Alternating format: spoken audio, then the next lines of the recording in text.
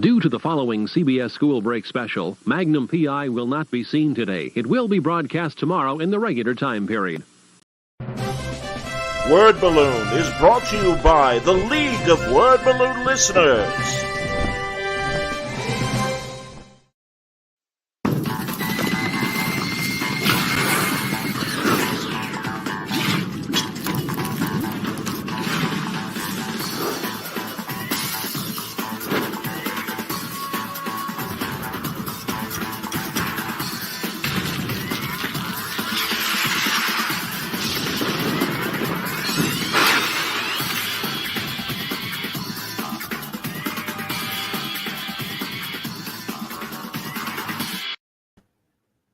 Hi, everybody. Welcome back. It's time for another week of Word Balloon Live, and we're starting with a good one today. John Sutras here, and we're happy to welcome back the man behind PI, Pete Fernandez, and some incredible comic book stories over the years. He is currently in the midst of a brand new Kickstarter for a new superhero called the Dusk. Ladies and gentlemen, it's Alex Segura. Welcome, Alex. Hey, John. Thanks so much for having me. It's always good. It's like hanging out with just hanging out. We're just... You know it, man. Well, you know, we can't be together during conventions, so thank God. True. Can you imagine if we were going through all this crap? I mean, I always occasionally bring it up back like when we were like, you know, mid 80s and stuff, you know, pre-fax, let alone pre-internet.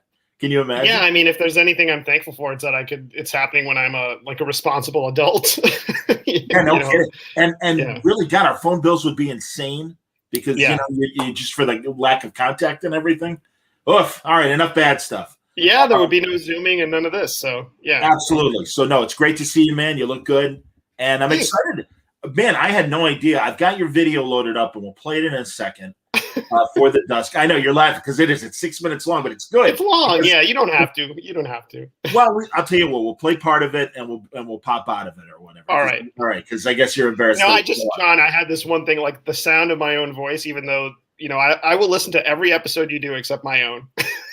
But we're about to do this for an hour, so you know, it's a difference, you know. But that's fine. And you really did. You assembled a very talented team, top to bottom, and I really want to promote that as well. I appreciate it. And starting with your co-creator, wow, congratulations! I'm so glad David Hahn wants to do this with you. Yeah, you know, so the Dusk big picture for us is it started with my son, who's 5. He just turned 5, and he loves superhero stuff. He loves Batman, Spider-Man, the same way we did as kids. He just loves the colorful worlds and all that stuff. And, you know, I'm reading a lot of stories as a parent as opposed to as just a reader. And so you start seeing things that, you know, this isn't like against the superhero genre. It's a love letter to superheroes. It's really just taking the great things we love about superheroes and maybe raising a few questions. So when he's reading it, you know, he doesn't think, okay, you just punch the bad guy and the problem is resolved, or you just throw somebody in jail and it's all over. It's a little more complicated, but we can try to do that in a way that still loves superheroes and that world and is also not super violent or super graphic or, you know, grim. You know, the goal is to tell stories for everybody, for all ages, which is hard. It's challenging because it's got to be funny for you and me, you know, the regular comic reader, but also not feel like homework for a kid. It can't be like, oh, I'm just reading a lesson. It's got to feel like this is cool. I'm reading up. So David's got this great, you know, almost animated style, and I've wanted to work with him for such a long time. And my co-writer, Liz Little, is a crime writer. She's written a bunch of great mystery novels, and she's always wanted to get into the graphic novel space. So I was chatting with her about it. I said, you know, why don't you just join us on this crazy ride? And she's a parent too. David's a parent. So that's kind of how we're looking at it, as a way to tell stories for as many age groups as we can. That's awesome, man. No, I'm very excited to hear it and see it. And you know, all right, can we hit the? I'm going to hit the video. Yeah, go for it. All right, everybody at home, use your monitors or laptops. But here we go. The Dusk. Segura here. I'm a comic book writer and novelist. I've written books like the Pete Fernandez Miami Mystery Series, comics like The Black Ghost and The Archies, and the recent Star Wars Poe Dameron Freefall novel. I'm here to talk to you about my first ever Kickstarter called The Dusk. It's an original graphic novel which consists of about 4 issues worth of story, and it's a unique take on the superhero genre, mixing two of the things that I write about. Crime fiction, which is great about putting a spotlight on our society and things that are going on, and the superheroes, playing off all those fun tropes and ideas. The Dusk is a story about family, fatherhood, legacy, and the responsibility that comes with that. My 5-year-old son loves superheroes. He loves the costumes, he loves the powers, he loves the adventure of those stories. But some of those stories are also very binary in how they solve their problems. Good guys punch bad guys, they throw them in jail, problem solved. I was talking to my wife and she suggested, wouldn't it be great if there was a superhero that looked at these things in a more thoughtful way? So you could hand it to a kid or a teenager and have them see this different approach. That was the original idea for the Dusk, and that's what really got me going. Before I introduce you to the team, I want to introduce you to Jaime Nunez, the Dusk. Jaime is a former baseball star from Miami, Cuban-American, that moves to the city of Blackstone to try and make a difference as a public defender. But even doing that, he finds there are limitations to what he can do to help people in the office and through the law. When he unexpectedly comes into a huge amount of money, he also gets the tools to make a huge difference under a new identity. I knew I wanted to collaborate with another writer on this story. I love the back and forth of ideas and really jamming on something with another person. Elizabeth Little's a friend of mine. She's a great novelist and crime writer, and she's also a comic book fan. And when I pitched her on the idea of the Dusk, she was all in. Hi, I'm Liz Little. I'm the co-writer of The Dusk, something that still kind of takes me by surprise to hear out loud, to tell you the truth. I have a pretty sort of wide-ranging career. I've written best-selling mystery novels and book-length nonfiction and travel guides and all sorts of different things, but I've never done a comic book before. And when Alex came to me and asked me if I wanted to develop this superhero pitch with him, just from a creator's perspective, it was too enticing to turn down. This opportunity to play with all of these genre tropes that I love so much, the secret identity hijinks, the smartass sidekick, the charismatic rogues gallery, while still getting to explore these really messy, gray area moral questions that inspire so much of the rest of my work. It was an irresistible opportunity. It gave me the chance to love the things I love and subvert the rest of it. And I really can't wait for you to read it. Assuming I don't mess it up, which honestly I still might. The visual look of any comic book is so important. It's a visual medium, it's graphic storytelling. And when I was thinking about the look for the Dusk, I knew I wanted it to evoke something timeless. David Hahn has done so much great work, from Bike Club to Batman 66 meets Wonder Woman 77. And once I gave him the kind of big ideas of the Dusk, I knew he was the right person for this. Hi, I'm David Hahn. I am penciler, inker, and co-creator of The Dusk. Alex and I had wanted to work together on something for quite some time, and then he came up with this idea for a creator-owned project, The Dusk. And when I realized it was about a superhero who, besides having a secret identity, is also trying to raise a teenage daughter pretty much on his own, I thought that was a neat take, and I really liked the direction that Alex had in mind for this. So I am excited to be on board with this and be part of it, and hopefully you will be as excited as I am. Thank you. I've worked with Ellie Wright and Taylor Esposito a number of times. Ellie's colors are vibrant and she's so versatile, and Taylor is just a super pro when it comes to lettering, so it was a no-brainer to have them be part of this team. Joe Illidge is a veteran editor, writer, and creative consultant, and has worked on books like Batman. He's worked with companies like Lion Forge, Valiant, and now Heavy Metal. We've been friends for over a decade, and when we first talked about this project, he was very clear he wanted in. When Alex asked me to be a part of the Dusk team, the really intriguing thing about it for me was being able to bring back my Batman roots. That character is really one of the most engaging characters of our society, but we have to think about, well, what is it like to seek out justice in the 21st century? What would be different about it for a man of color, someone whose regular life is in the courtroom trying to get justice through law, but when the legal system fails, he has to try to get justice in another way. It sounds easy, we're used to reading about these things in comic books, but the actuality of it, the brutality of it, really getting down to what that would be like. What can we take away from this that's different about our society in the present day? How far can we dig into the characters? What new things can we discover? What can the characters tell us? And being an editor and creative consultant on The Dusk, it's really important for me to be that guide for Alex and Elizabeth and David and Ellie and Taylor, as we're all a team working on this together. How can I be a guide? How can I help do the work of the archaeology to really get into the characters and get into the story and find those things that are going to surprise all of us and really give us opportunities to do things that you haven't seen before in comics and you haven't seen before in Batman. A big question that comes whenever you ask for money or support is why Kickstarter? This is really personal. All right, I'm going to ask you why Kickstarter in a second, but I wanted to show the creative team, honestly, because I really think this is what's going to make it different. And that's why I showed as much as I did. And it was great seeing everybody. And like I said, I haven't seen Joe in 2 years. So it was nice to get Joe on screen for a second. And it reminds me again, I got to get Joe on Word Balloon, man. No, and I'm very excited. You really do. He's great. No, he's always is. I haven't spoken, like I said, I haven't spoken to him in 2 years at least. But no, I know how smart he is, and I really been meaning to have him on. There's a million guys like that. And hey, yeah, it was a great video actually. So yeah, and truly, and hearing Liz, I mean, that's the thing, and hearing Liz's thoughts on the character as well.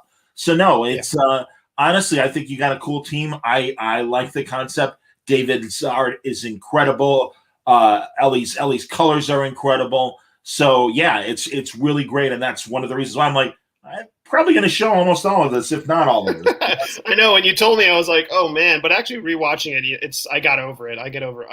And the guy, the editor of the video, this guy Nathan Langdon, did a fantastic job. He did the True Cult Kickstarter by Scott Bryan Wilson and Liana Kangas. He did their video, and just a really, really sharp editor. So big thanks to him. But yeah, we're excited. I think, we got halfway funded after a week, which is awesome. And we're... Oh, that's great, man. I'm so glad you're already there. So now you can, concentrate on stretch goals and things like that. So that's totally. Cool. So wonderful. That's great, man. And truly, obviously, I don't know how much COVID played into your choice of bringing this to Kickstarter, but yeah, let's get into why Kickstarter. Yeah, I'm in a unique position. I work at Archie full time. That's my day job as an executive. And so I kind of have to thread the needle a little bit in terms of where I do comic work. It can be a conflict in many ways. If you work at a publisher, it's hard to do work at other publishers. So I've done stuff at Comixology, and Black Ghost is going to be reprinted at Dark Horse. But this also felt like a really personal story for us. It's about parenthood. It's about family. It's about legacy. But it's also something that we wanted to get done faster than kind of throwing it into the machine and hoping it would happen at some point, or, and COVID derailed so much. Everyone's publishing schedules are pretty locked. And I've always wanted to try a Kickstarter. I've always backed Kickstarters. It's been part of just my purchasing as a fan. You see a cool project, you want to support creators you love. And, so I reached out to Ron Mars at Ominous Press, and I've known Ron for a long time, since my DC days. And, what they do, Ominous basically, runs the Kickstarter, and they handle the printing and the distribution and the publicity in many ways. And they package good books. They did that Dreadstar Returns by Starlin, which is going to look fantastic. I'm so excited. I mean, I know they're still being printed, but it's going. I'm sure it's going to be great. And they've done the Beasts of the Black Hand. So I sent the pitch. I sent the pitch to Ron, and they were into it. So. That's awesome. Oh, that's very nice. Dan says you teach great classes and write great blogs about Spidey. I knew about the Spidey blog and everything, and I forget every now and then that you do teach writing classes and things. So that's awesome. Nice comment, Dan. Also, Aaron says congrats on the Dusk as well. So thanks. Absolutely, man. So I think this is a great opportunity, and I don't blame you for doing Kickstarter. And that's why it's interesting to see how people, are trying to fill the void. Because even though it's been a year and stuff, no, you're right. There has definitely been a bit of a dip in publication. And also neat to hear that Ominous. I was going to try and do Ominous Press. Ominous, for God's sake. Yeah, you got it. But yeah, Ominous. I had forgotten that, and that's cool that they are fulfilling as well as publishing, and that's kind of part of the partnership. Yeah, totally. And they've been great. And it's just been really creator friendly. We sent the pitch to their team. They said, yeah, we like it. Let's go for it. And it was very little, I don't want to say micromanaging, but we also have Joe on the team, and Joe is kind of the editorial voice. So if something is going off the rails, he can say, oh, I would do it this way, or maybe you want to do this. And, it's a team. And so I felt we needed more of the kind of structural stuff that Amos provided, as opposed to somebody kind of tweaking the story editorially. No, I think that's really cool. And also, I know Joe was with the Batman office at a very key time. And, Right. So I mean, that the No Man's Land period, if I'm correct. Yeah. Yeah. And that's that really is like, one of the great epic moments of the last 20 or so years. So no, like I said, and I've just kind of always trusted Joe's editorial instincts as well. And yeah, I think this is a neat opportunity to tell a different kind of urban hero. And as you all say, a hero in this current period. And that's a good challenge, because I get it, but I also roll my eyes when I read the editorials that maybe this isn't the time for vigilantism. And it's like, the comics, relax. Go ahead. No, the big question is, how can you do? Well, our big question, the big theme is like, how can one person do good in the world today? And I think it's a question. We can't answer it. We're not going to answer it. We're not going to answer the big questions. We're gonna make you think about it, while also telling a really fun story that really evokes classic superhero stuff. It's like a Batman adventure story with a twist. That's how we see it.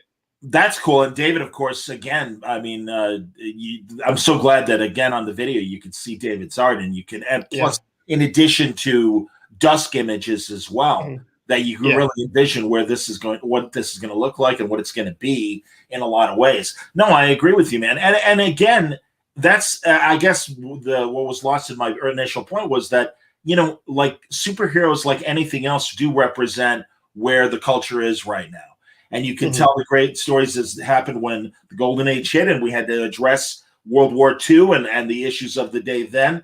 Throughout, man. I mean, that's just always been this great reflection that the superhero comic can do. So absolutely, let's talk about what's happening now and where does the superhero fit in, and ask those questions. Yeah, and there's so much flexibility. There's so much you can do there. And one thing we didn't want, like I said before, is we didn't want this to feel like ultra gritty or ultra dark, like so real that it's painful. Like there's so much. I love superhero stories that just feel timeless and not of this world, but they feel just kind of they're just adventure stories, and that's okay. It's okay to have fun with superheroes. It doesn't have to be dark, nihilistic, and there's a place for that too. Like I'll read Watchmen as much as the next guy, but they don't all have to be that way. I'm bringing up the Kickstarter campaign, and while I am, why don't you tell me what you'd like to promote in terms of what you're trying to do with the stretch goals and everything else? Yeah, so we've actually got a bunch of lobby cards that we're going to be debuting. That's going to feature some artwork from some big names like Greg Smallwood. Fantastic. What's that? I started to say fantastic. Yeah. Greg Smallwood, Dean Haspiel's got a card. Liana Kangas has one. I'm trying to think. Sean McGowan has one, and we're also going to be debuting some cool pinups from other big name artists that are doing stuff. Stuff like Joe Eisma and Drew Johnson's doing one. So we really tried to reach out to a bunch of people and keep it varied and just show these different takes on the characters. So we're excited. And look, Kickstarter is hard. It's a lot of work. Ominous, those guys are in the trenches the whole time and really pushing it nonstop. And so we're trying to amplify that. But my hat's off to people that do it. Like Jimmy Palmiotti does them every month, it seems like, and he just knocks them out of the park. He's a pro. He's got it down pat. And so I have great admiration for people that can do that. So did you just talk to people like Ron and Ominous and other people? I mean, who did you talk to for advice about Kickstarter? I talked to Ron first, and then I reached out to people like Liana and other Kickstarter, other comic people that have run Kickstarters before, just to get a sense of what to expect. Like there's a Rebecca Isaacs cover. So it was really just, what can we expect? What are some of the pitfalls that we might hit? And they were really helpful. It's if you scroll up, you can see we're halfway there, which is exciting. And that I was really happy because that's just 20,000 in less than a week, and so that's amazing. Seriously, yeah, we're almost there, which is cool. Yeah, and 3 weeks left to go in the campaign already. Well, look at that, 433 backers. Very good, man. Seriously, that is the exciting thing too, and it must feel great to know that you've got enough of a following that is willing to, go with you on this journey, as well as read the books that you have released through, like you said, Dark Horse, Comixology, Archie, and the like. Yeah, no, it just, you feel so grateful that people are willing to support you and are, I think a lot of people, it's a mix of that and also just being intrigued by the idea, which is awesome. We feel really blessed. And that's the challenge of Kickstarter. You're continually asking people to support you, not just with a retweet that helps, but just literally with their dollars. You want them to invest a couple bucks to make this book a reality. And so I think they'll be pleased once the book arrives and they get it in their hands. David's a pro. This is not my first rodeo, and Joe's an old hat at this. So we'll hunker down and make sure that they get a great book once it's ready. I wanted to point out that this image, it's Gabe Hardman, of course. Oh, yeah. Gabe told me about this last week. So like you said, Rebecca Isaac's there. I'm assuming this is a David cover. Yeah, and then you just get preview pages after that. But it's okay. Great. Yeah. Well, let's look more. And also, yes, Dino, I noticed this in the video. Is this a full issue team up with the Red Hook? Oh no, I just asked him to do like a fun teaser. If we do ever get to do it, we'll do that. And there's some other stuff. George Cambadeas, who's the black ghost artist, is doing one too. Oh, wonderful! That's great. Look at this. Yeah, great, man.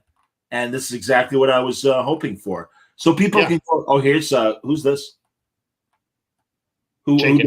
Oh, that's Howard. Yeah, of course it is. Mm-hmm. Jeez, it took a minute. I had to see the. Sadly, I had to see the signature because of the way. There's more under there. Yeah, there's some more cool stuff under there. That's amazing, man.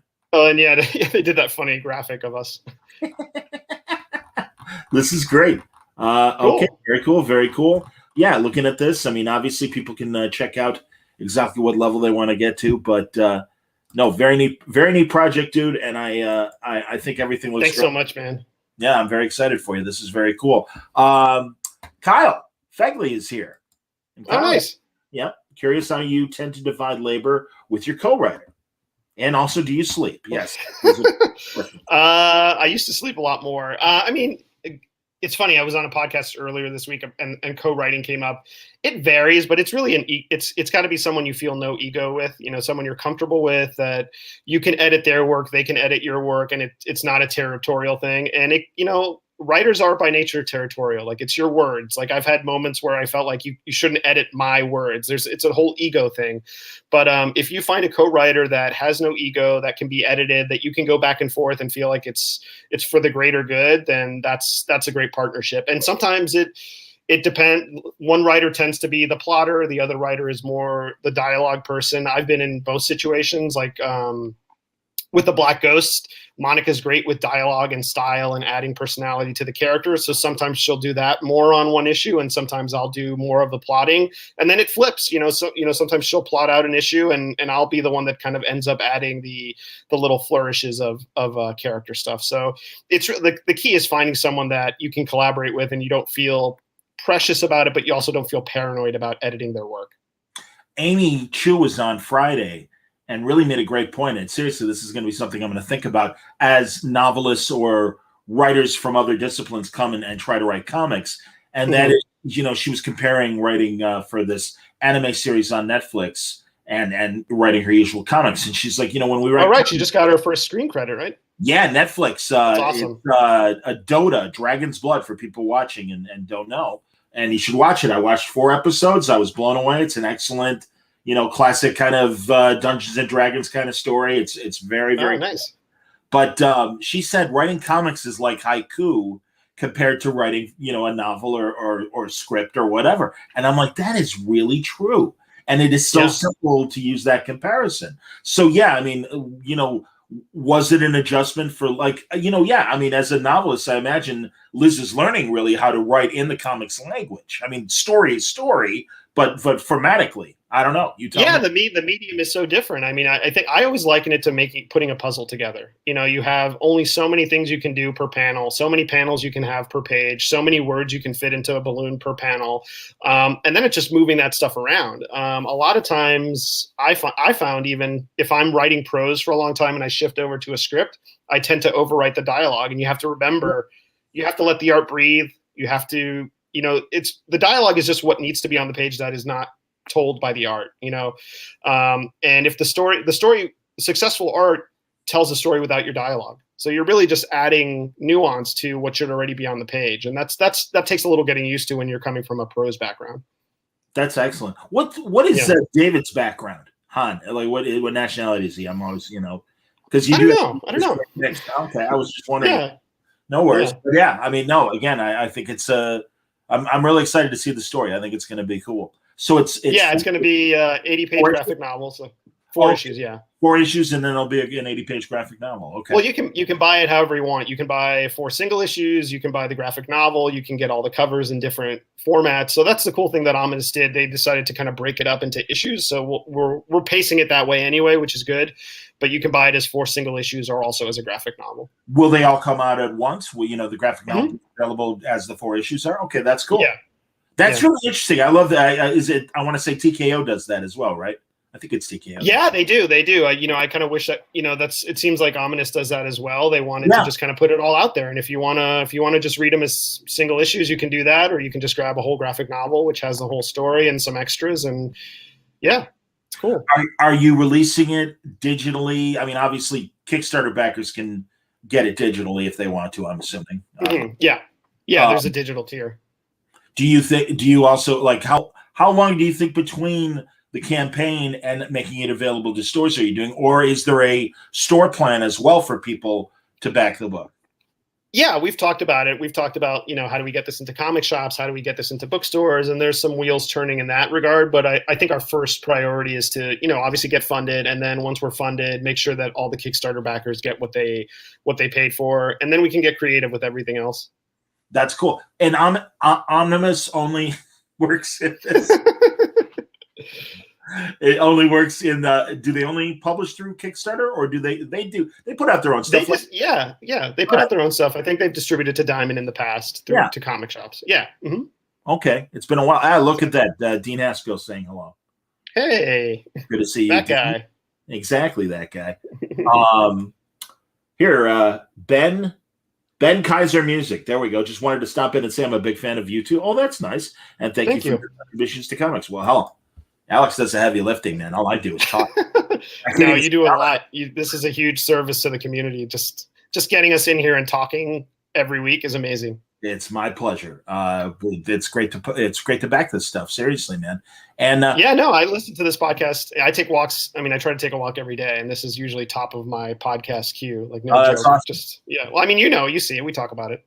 No, and seriously, man, you do. You're always really kind about retweeting my stuff and pumping the product. So I always appreciate that. Thank you. No, it's going to be a fun week this week, and it's going to be fun comparing our discussion to, like I told you, I'll let all the viewers know now that Jimmy Palmiotti and Amanda, hopefully, are both coming on Thursday afternoon and talking to Devin Grayson and talking to awesome. Henderson. So it's going to be a busy week. But just the way Kickstarter has continued to prosper and how important it's become to the comic market and community, I think is terrific. And really, it gives creators the opportunity to tell their kind of story with no filters. And it's, you get people as extreme as Jimmy, who's happy to tell, and Dave Johnson and those guys telling great adult stories. And they're fantastic, man. This is the beauty of comics. You can do whatever kind of story. And then you get a nice, all legitimate, all ages project like what you have with Dusk. So there's no filter, like you said. There's nobody telling you can't, or we don't have room on our schedule. It's a way to literally reach out to your own base and say, can you help me fund this? And then you get this book in return. And it's a cool model, and it's really grown, like you said, during the pandemic after the shutdown. And I think it's going to continue as a means to an end. And I've told people this before, but I think there's a link there that Kickstarter just announced a relationship with bookshop.org. They're basically an indie bookstore hub. Like instead of going on Amazon, you go on Bookshop and you order your books, and 10% goes to an indie bookstore.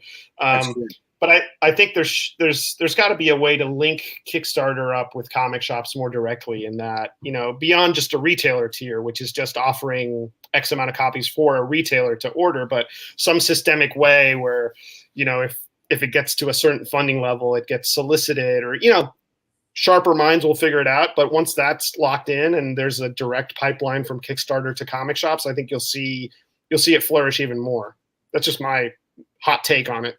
No, and I appreciate that. And again, at the very top of what comes out through the comic shops, DC and Marvel product, things continue to change, and it's going to be interesting to see how that impacts the whole picture and everything and where things are going to go. I think it's a very interesting time as an observer and a guy who reads the books and stuff. Yeah, I think the market's at a very interesting point of both opportunity and massive change.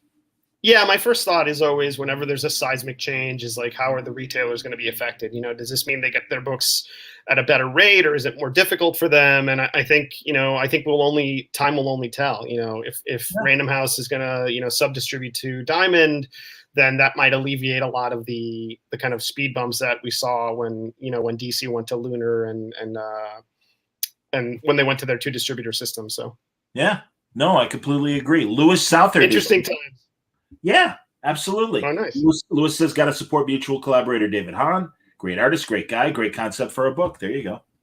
Very nice. Yeah, David's great. He's the best. He's just like one of the nicest guys in comics and just so hardworking. It's really a dream team, which is good. No, honestly, the pages look great. The covers look great. Seriously, it's very excited about this. This is going to be cool. So I'm just happy that I'm kicking off this week for you. After you read off that lineup, I felt a little tension there, anxiety. Yeah. No, this is good, man. And Christ, I was on yesterday. I was talking to Joe Stefano's son about the outer limits. And actually, we pre-recorded because he was Dominic Stefano was having trouble getting on StreamYard, so we had to record a Zoom. Again, I'm telling this as much to inform the viewers what happened because we talked for like 15 minutes yesterday live explaining that we could, continue. He has a collaborator. The collaborator was with Dave Rash. And so we talked for 15 minutes and then we're like, all right, don't worry. We're going to continue this on Zoom and then we'll put it out. We'll put that out later tonight as well. So yeah, it's going to be busy. Well, I just love how you've adapted to this whole thing, with the YouTube channel, like uploading more content. I don't mean this I'm not interviewing you, but it's, you know what I mean? Like you've just really pivoted to deal with the circumstances. Yeah. Honestly, I found myself with more time on my hands and I'm like, well, people like Word Balloon and maybe I can expand it and get it more immediate and everything. So that's why. And I'm finding that, and it's interesting, and I'll be curious if you do more Kickstarters. The other constant Kickstarter question I have is there your Kickstarter audience and is there your, store market audience as well? Mm-hmm. And I really do believe that through these 10 plus years of Kickstarter, it's been around for at least 12 years and then maybe maybe 2007, 14 years. But yeah, it's just like they've really developed their own comics community apart from the comic market. And I think that's good because, again, I think it gives more creators the opportunity to make something and not have to go through a publisher. And that's what I've experienced doing my own podcasting and now video casting. So yeah, and it's a whole business model. I mean, there's publishers that are kind of hybrid publishers that they will, like Ominous, like they will get funded on Kickstarter and then they can use those funds to work as a publisher. You see a lot of that. And you see it kind of in traditional publishing, but less so with Kickstarter. You see like publishers that will set you up on Amazon, but you have to, it's not, you don't get the traditional advance and you don't get the usual machinery, but with Kickstarter, it funds the whole process. So you can do stuff like distribute, printing and things like that. So it's really unique. It's interesting. And I think it's going to be around for a while. It's been around for a while, but I think it's going to flourish as time goes on. I completely agree. This is not going away and people have gotten used to doing it and it's proven to be a sustainable business model. So I think it's amazing. And this is exactly how I felt 20 years ago when the PC and all the different applications and stuff. And I'm like, wait a minute, I can do what I do in radio and I could do it at home without pants. Yeah. Where do I start? I don't have to go anywhere when we didn't want to go anywhere. Well, sadly, welcome to this last year, obviously, other than walking. So, no, I hear you, man. Well, I want to hear about... I didn't go out much with, we have 2 little kids, so we didn't go out much anyway. But yeah, it's different when you have to stay home. Yeah, I want to hear about this other project you were telling me about before we started recording. And I had heard stuff about it, and I can't remember who told me, or you told me yourself, but you've been working with NPR, and explain this project that you're doing with NPR. Not to diminish the Dusk, but this has got to be the most bonkers one of the coolest things I've ever been involved with. So Planet Money is NPR's economic podcast or show. Yeah. They were doing a series on intellectual property. Basically, they were trying to buy a character from a comic book company. they reached out to me in my role as co-president of Archie and said, would you guys sell one of your superheroes? And I said, no, we would never do that. Why would we do that? And basically the episode educates you on why IP is valuable and why you can't put a price on someone, like even a D-list or Z-list character. Yeah. And so what I said, it's every character is a story away. You're a story away from making this character go from Z to A-list. I mean, you look at any like minor Guardians of the Galaxy character or minor Avenger that becomes huge because of a movie. Groot. And so that went, Groot. How did a tree become one of the most popular characters in Marvel? A tree. Yeah. A tree. And my kid has a Groot like a chia planter. You know, it's just become this phenomenon. So it went well. It was a cool interview. And then they asked me back and they said, okay, nobody wants to sell us a character, but we want to, relaunch a public domain character. They found this character called Microface. And Microface was this Golden Age character that fell into the public domain and has audio powers. Like he can amplify his voice, and it's perfect for podcasting. You're doing a money podcast on NPR, you have an audio character. That's true. Was his emblem like a old-fashioned 30s microphone or anything? Or he literally has like a big speaker on his face, like a big. It's so bizarre. And so they said, what could we do? Would you help us? I said, I'm happy to help you, do the story. And they said, no, would you write the story? And I said, yeah. I mean, how could I not write a story for NPR? Yeah. So the next thing came, we kind of brainstormed who could redesign a Golden Age character. And the first person I thought of was Jerry Ordway. I mean, Jerry, he's made a name with every major DC character. He's done Captain America, but he's also got this affinity for Golden Age heroes, and not just redoing the Golden Age, but modernizing them, like with Infinity Inc. and the Justice Society and things like All-Star Squadron. And so Jerry didn't have time to do the interiors, but he did the cover and he redesigned the character. And so Pete Krause is going to do the interiors, and NPR is making a comic, and it's called Microface. It's bizarre. It's awesome, actually. Yeah, I'm bringing up the image to show everybody because while we were just talking now, I tried to look it up. Oh, where the hell is it? It's worth the wait. It's hopefully. God, I hope it works. Nope. Oh, you son of a gun. All right, never. Or well, regardless, I'll continue to struggle with it. But that's amazing that Jerry designed it, and that Peter is going to do the whatchamacallit, the interiors, and we got and Ellie and Taylor, who are kind of like the backbone of most of the comics, creator-owned stuff I do, are on the team as well. But and Peter's no slouch either. I mean, it's a little mini Shazam reunion, Power of Shazam reunion, with Jerry on covers and Peter doing the interiors. So, all right, here. Sorry, kids, this is how I'll do it. I'll share the screen. There it is on the right, right there. So, and look at that. Also, he's tweeting, Are these original panels then from? Yeah, those are the creator, this artist, Alan Ulmer, designed it and created him. And so they actually interviewed his daughter, who's kind of the keeper of his legacy. And she blessed the idea, which it was a nice touch. Cool. It was really heartfelt. Yeah. Even though it's public domain, that's nice that you got in touch with her. And I'm sure she's thrilled. So that's how it's said. Wow. And there you go. An excuse to listen to Planet Money, everybody.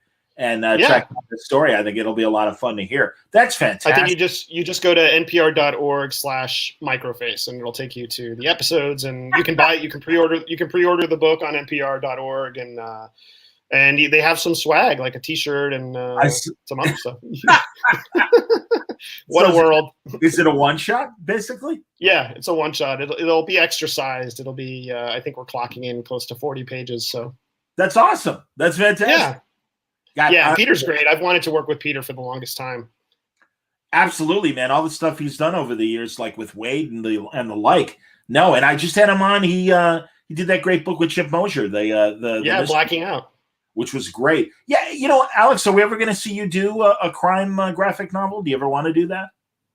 I've got something in the hopper that's in that vein. I think I can't announce it yet, but definitely, yeah. I mean, that's. You always want to kind of keep things separate for a little while, but it's funny. My next novel is going to be a comic book novel. It's going to be set in the comic book industry in the 70s. So it's a murder mystery. Yeah. So I've actually had a lot of people in comics like read the manuscript to just make sure that I'm not completely off base with my facts and stuff. But do you want me to just give you the Of course. Yeah. So, okay. No, you better So not. It's a comic book podcast. The last thing we want to hear about is yeah. a novel about the comic book world.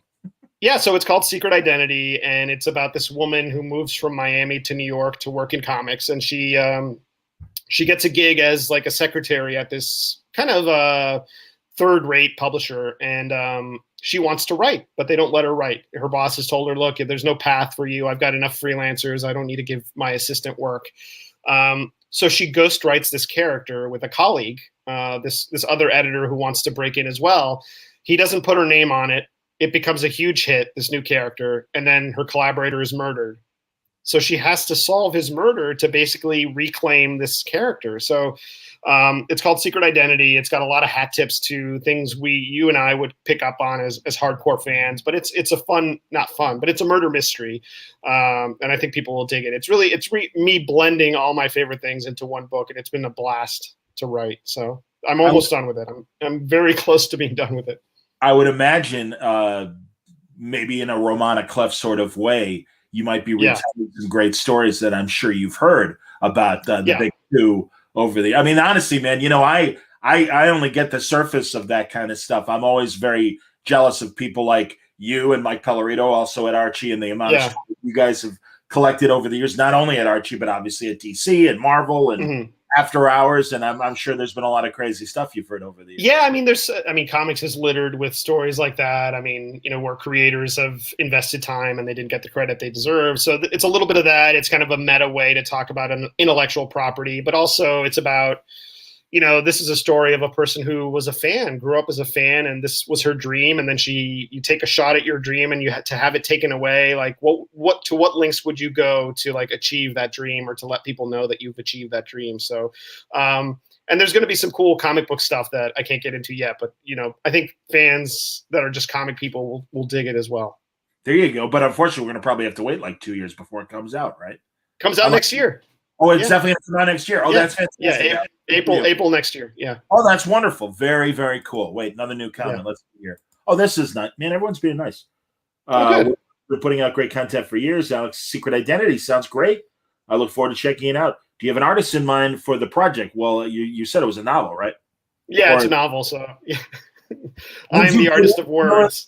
Would you put in some illustrations the way like, Tom King had Tom Fowler do stuff for Under a Clouded Sky, or Once a Crowded Sky, rather?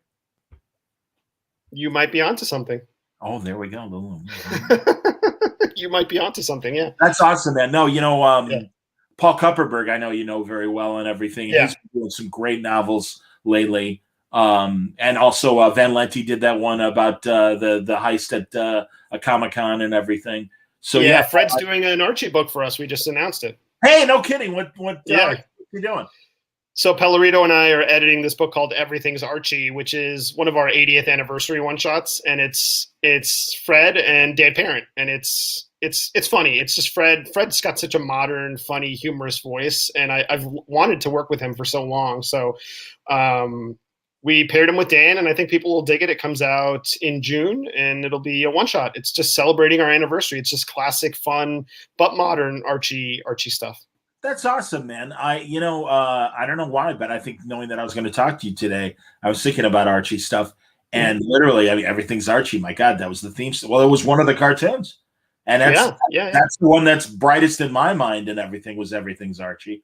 So yeah, that's great. And man, what a weird but great trip Archie has been through, especially in the last 10 years. And I think with the success of Riverdale and all the other TV shows that have come out of it and everything, and really finding a great new modern spin to put next to the classic stuff. I mean, Dan Parent is he's so great in it, and I'm so glad the baton has been passed to him from the Stan Goldbergs and of course the DeCarlos and all the other greats of Archie's past. But Dan still gives you that great home cooking of Archie, and then that again through Riverdale and these other things, you guys have found other ways for people to appreciate the stories, including people. Didn't Krause and Wade do an Archie for you? Yeah, they did Archie 1941. Yeah. Right. Yeah. Absolutely, man. Who did the 50s Archie story? Who drew that? That was Wade and Augustin, and it was Tom Grummett did some, Ray Anthony Height, Derek Charm. So it was, I think we had a different artist with every issue almost. Oh, okay. That's awesome. Yeah. I should ask, so with so much work in comics and prose, are there any characters you've done in comics that you would like to do a prose version of? Oh, that's interesting. Huh, that's a great question. I think there would be a cool space for like a Black Ghost short story. Like I think the Cool. Laura's story could really translate to prose, and I also think the Pete Fernandez stuff could be a cool graphic novel. If I have one more story. I think that I was talking to Greg Scott, who I think you know, and we were talking about maybe jamming on that as a graphic novel. It's just time, finding the time, which is good. I'll take that problem any day. That's fantastic, man. No, absolutely. Yeah. And of course, your run at Archie included things like Archie Meets the Ramones. So that's awesome. Fantastic, man. With the esteemed Matt Rosenberg co-writing and Giselle on art. Yeah, absolutely, man. That's so funny. What have you had time to watch anything? I mean, there's a lot of new content out there. Did you watch the Snyder Cut? I haven't watched it yet. It's 4 hours long. And I say that without any judgment. It's just, I think by the time my wife and I sit down to watch something, it's usually like, let's watch an episode of Schitt's Creek and go to sleep. No, I get it, man. And truly, I need to watch it in like 20-minute increments as well. Because we're all busy. I'm definitely going to check it out. Yeah, I'm going to check it out. And I've been reading a lot of, nonfiction and comics. I've been, what have I been rereading? I reread the Claremont Excalibur stuff. Fun. I've been reading the new X books and really digging them. Tom Taylor's Nightwing is fantastic. I really loved Mariko's first issue of Detective Comics. I thought that was really solid with Dan Mora on art. Yep. I've always got some book or stack of comics to go through. But what have you been reading and liking? Well, honestly, everything you just mentioned. Plus, I think Phil Johnson's got an interesting take on Superman. I haven't read Bendis' first issue of Justice League yet. I think I'm waiting. That's in my stack. What else have I read lately? Oh, I've been reading a ton of Lazarus stuff, and that's the Rucka book. Yeah. I've got a short story in the next issue of Lazarus. He let me. Hey, that's awesome. That's great, man. No, that was daunting as hell. Well, that's what I was going to say. That universe that they've set up is just so interesting, and it's so complex, and it's like, God, I'm so glad that it's still, doing so well, and hoping that, the aforementioned television series is going to make something happen with it as well, Yeah, I mean, I can't wait for that. But, when Greg reached out and said, do you want to do a short story? I immediately said yes. And you say yes because of the idea. Yes, I'm happy to do that. But then you get in the weeds and you're like, I don't want to say I froze up. It's just, it's such an intricate world. It's like, where do I find my needle to thread and kind of add my voice and not disrupt stuff that exists? But the cool thing about those books is that they have these, I mean, aside from them being great, is they have these source books that, Greg's team, like Eric Troutman and a bunch of other great people put together, and I used them as a reference, and it was so helpful in just kind of providing a guiding light so I could kind of figure out, okay, where do I fit in this? And so it's fun. We're going back and forth on it now, but I'm really honored to have like a little drop of anything in that world. So that's incredible. That's fantastic. Yeah. So that comes out, I believe, in June. Yeah. That's cool. Mentioning superhero novels and things. I saw, was it Audible is going to release, or I forget which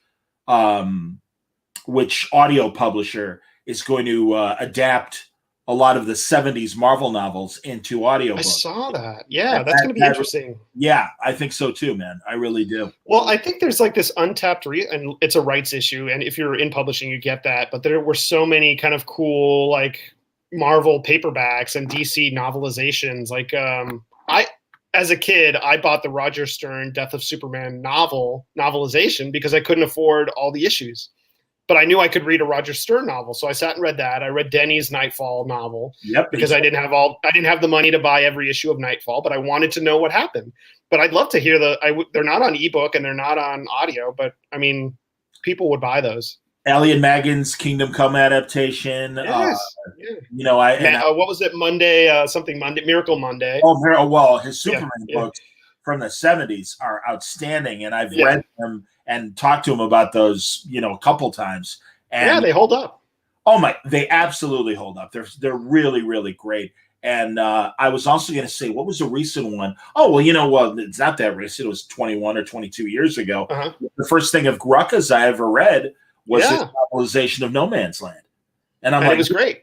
oh my God. I was like, who the hell is this guy? And then when I found out, I feel like people forget that he is a fantastic novelist. You know, that's how he started. Like Denny picked up one of his novels and said, "This guy's got to write some comics." couldn't agree more. Yeah, it's amazing. Yeah, jeez. Do you remember there was a short story collection? I think Martin H. Greenberg edited Probably it about one. the Batman. You know, I don't think it was called Untold Tales of Batman, but it was something. But it was short stories about the further adventures of Batman. Yep.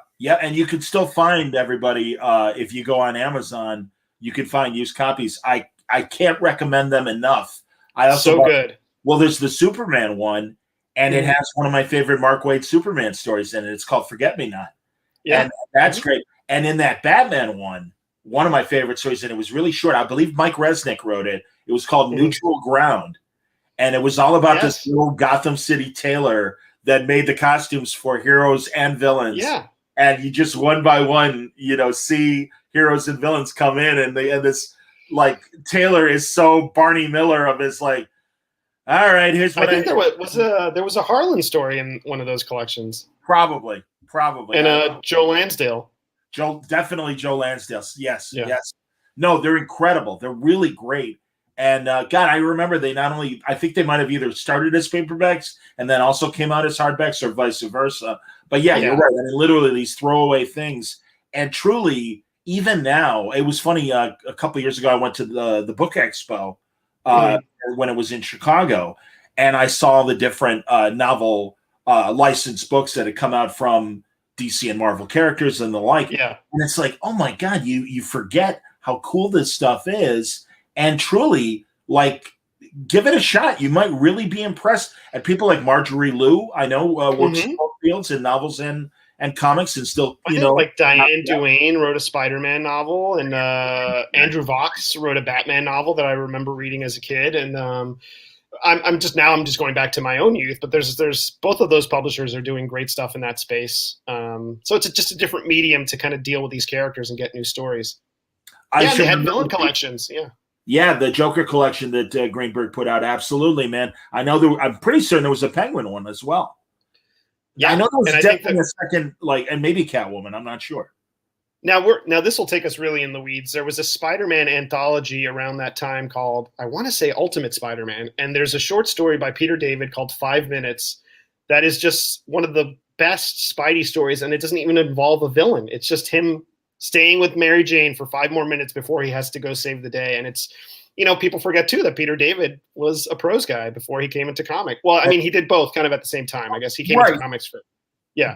But no, you're right. And honestly, like, there's that whole genre of licensed novels. And, Wolfman works in it, Marv Wolfman and Max Collins and Peter and stuff. And no, it's really, I love the opportunities to talk to them about that stuff. And especially Marv, I think, appreciated it because Marv was just skittish about doing Word Balloon for a long time after doing it once. Really? I don't think it was me personally. I think podcasts or whatever. And then I, slowly because of my friendship with Art and Franco, and then also I ended up moderating a couple of Marv's panels that I think Your panels are great. Oh, thanks, buddy. But no, it was my pleasure. And then I would go to. It was one of the smaller panels at San Diego, but they would have all the writers that would novelize, great licensed stuff. And they'd have other minor awards kind of panel and stuff. And it was fantastic, man. And there's Marv and Max Collins and all those guys. John Mayberry also, it's I will tell you I think I told you my Max Collins when I met him story. No. I'm at San Diego. And obviously I'm a huge crime fiction person. So, and I'm at San Diego, like my first year at DC. I'm talking to Will Dennis, and then I see that he's talking to Max Collins because Max was doing Road to Perdition or one of those collections from Vertigo. And I ask Will, I'm like, can you introduce me to Max? And he says, sure. And he's like, this is Alex. He does PR for us, blah, blah, blah. And I tell him, I say, Max, I really loved your Dick Tracy adaptation. His movie adaptation, which was true. I mean, but then Will looks at me like, of all the things to mention to Max, you mentioned like a movie novelization. But my point is there's an art to that too. It's not easy to write those kind of books. Plus, it was. I mean, I bet he was okay with that because he was fine with it. Yeah, you know, and I mean, really, no, like, you know, he wrote the comic strip for obviously decades, and also, yeah.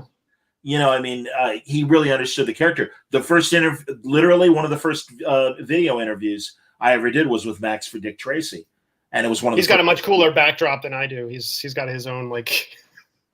Well, and I mean, Nate, where are you a Nathan Heller reader? His detective. Yeah, I love that stuff. Oh my god, you know, and he's great. You know, it a couple of years ago, it never made it to American television. This sounds like the biggest bullshit story, but I swear to God, it's true. Me and Mike Oming independently were cherry picked for different episodes to do this series called The Unexplained. And Unexplained was about conspiracies and whatever. And Mike's episode was all about drones and how we, you know, the paranoia behind drones and everything.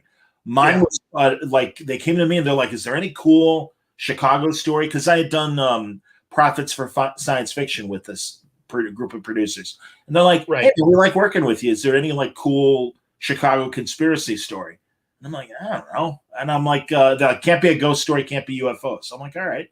And I'm like, well, Kennedy and the whole Chicago Kennedy connection. Like, oh, that's great. Yeah. You know, so the assassination and everything. And I remembered that Max had done this Nate Heller book about the same stories about 2 weeks before Dallas. Kennedy was supposed to come to Chicago. He had to cancel. And a lot of the conspiracy theorists out there say that was going to be the first attempt to kill Kennedy. When that one didn't happen, then there was Tampa in between Chicago and Dallas. There were 3 chances. And they referred to Dallas's Plan C and Chicago's Plan A. So that was going to be the story. Great. So like I said, Max had this Nathan Heller thing. And I got in touch with him, and he was still recovering from his heart condition. So in his heart attack that he had, you know, recently enough, I'm like, oh man. And I'm like, relax, rest and everything. I go, I don't want to bother you, but it would have been great to get Max on camera like that as well. And talking about what he knows. Because really, he's just a fountain of information of that entire history. No, he's amazing that way. So you know, but oh well, what are you gonna do? But no, I love Max. Max is amazing. It'd be funny with Max on some of those Red Circle Archie heroes. Yeah. I mean, we're going to see Rob Liefeld stepping in and doing them for us, and we're going to see. We're excited. I think that's going to be a huge kind of game changer for those characters. It's going to bring so much awareness to that IP that you know, he's got a fan base. He's got a huge fan base of his own, and to see that overlap with the Archie kind of fanatics of those characters, I think is going to be really magic. Couldn't agree more, man. I want to bring up the image for the Dusk one more time because am I right? Is it? Yep, there it is. Boom. Yeah. Outstanding, man. So there you go. It's the Kickstarter campaign. Just over 3 weeks left, and people should definitely get involved. And they're more than halfway there, but could use your help. But it looks amazing, everybody. Again, you can watch Thanks the video. so much, man. Absolutely, man. 100%. And very excited too for and now I've already blanked on the NPR comic. Microface. Microface. I thought it was Microface. The mysterious Microface. Yeah, I added the adjective. You got to have an adjective in comics. Oh, absolutely. No, you need the alliteration. That's excellent. The mysterious Microface. That's very good. That's outstanding. No, so yeah, David Hahn obviously working with you on that on Dusk, and Peter Krause, and of course designs by Jerry Ordway for Microface. Yeah. Very cool. And we've got Black Ghost coming out in May Cinco de Mayo. The first Black Ghost trade comes out from Dark Horse, which is the print edition. Basically, you can read it digitally on Comixology, but this will be the first print version of the book, so that'll be awesome. Absolutely. Well, I wanted to again.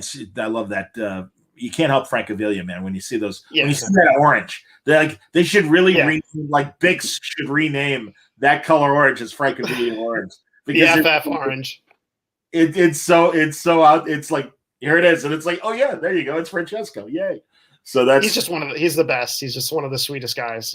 He's so talented and so generous. It's amazing. Couldn't agree more, man. No, he's another guy that I haven't seen forever because we haven't had cons, but eventually. So Alex, well done. This has filled the space. This has filled the space for a lot of convention interaction. I feel like. It's been tough to not see so many people I miss, but listening to the show has been helpful in that regard. So thanks for that. Oh no, I appreciate it, man. Well, it's going to be, like I told you, a wall-to-wall week on Word Balloon here. Tomorrow it's Chip Zdarsky around this time, And then also love Chip. Chip is amazing. Double shot on Wednesday with Joe Henderson early. He's going to give us a Lucifer update, but he's got a brand new Lee Weeks book that he's going to talk about. And then Lee Weeks, fantastic. I believe so. And then Devin Grayson, who I haven't talked to in years, she'll be coming on as well. And then Thursday, it's Jimmy and Amanda talking about their stuff. So it's going to be a busy week, but that's good. Yeah, I'm honored to kick it off. Yeah, this has been great. 100%, dude. No, thank you very much, Alex. And thanks, everybody. Anytime. For watching. Good comments, everybody.